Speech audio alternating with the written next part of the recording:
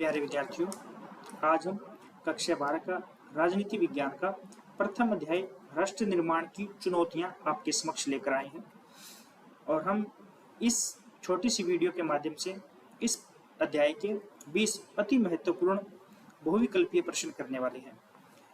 और हमें पूर्ण विश्वास है कि यदि आप इस छोटी सी वीडियो को अच्छे से देख लेते हैं और इन 20 प्रश्नों को अच्छे से कर लेते हैं तो आपकी परीक्षा में इस अध्याय का एक भी बहुविकल्पीय प्रश्न बाहर नहीं जाने वाला है। तो आइए शुरू करते हैं। हम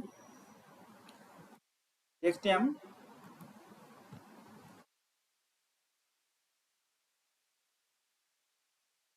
पहला प्रश्न देखते हैं हम।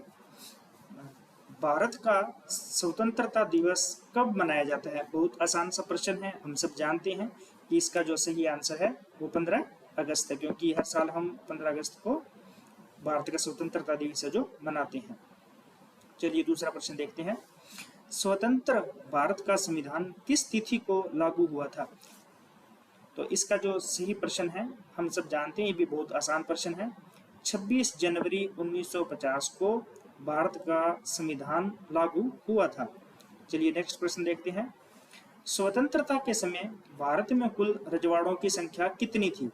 तो अच्छा प्रश्न है। तो जब हमारा देश आज़ाद हुआ था उस समय जो भारत में है रजवाड़ों की जो संख्या थी, हमारे पास में ऑप्शन है 562, 565, 570 और 572।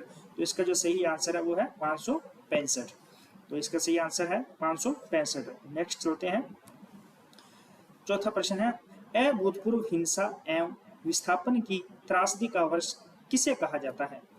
तो अभूतपूर्व हिंसा एवं विस्थापन की जो त्रासदी है उसका वर्ष है जो सन 1947 को कहा जाता है। और इसका कहने का कारण है, हम सब जानते हैं कि जब हमारा देश आज़ाद हुआ था, जब हमारा देश का विभाजन हुआ था, तो उस समय बहुत ही बड़ी संख्या के अंदर लोगों के ऊपर अत्याचार हुए, शोषण हुए, महिलाओं के साथ बहुत बुरा हुआ और एक दूसरे लोगों को सांप्रदायिकता के आधार के ऊपर एक दूसरे को मारा गया, काटा गया। इसलिए इस 1947 के वर्ष को अभूतपूर्व हिंसा एवं विस्थापन की त्रासदी का वर्ष कहा जाता है। चलिए नेक्स्ट चलते हैं।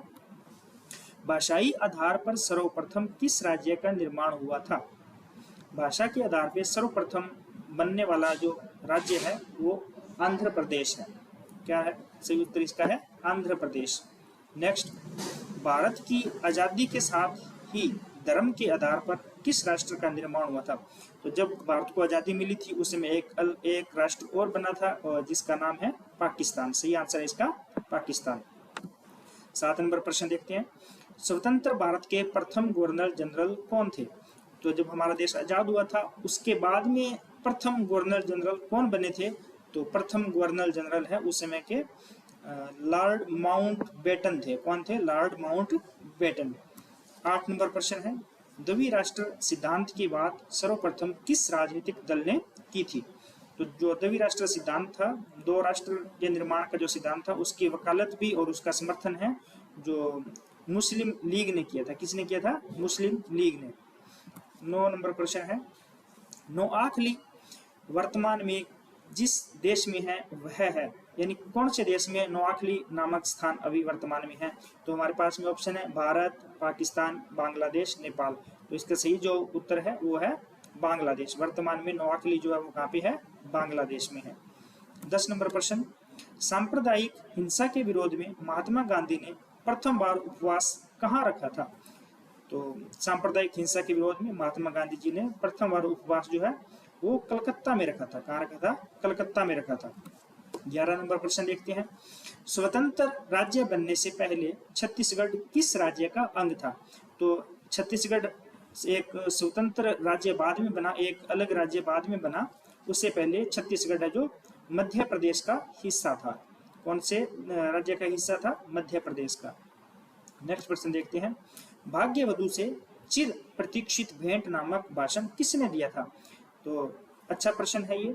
तो हमारे पास में ऑप्शन है सरदार पटेल, महात्मा गांधी, बाबा साहेब अम्बेडकर और जवाहरलाल नेहरू। इसका जो सही आंसर है वो है जवाहरलाल नेहरू। जवाहरलाल नेहरू इसका सही आंसर है। 13 नंबर प्रश्न देखते हैं हम।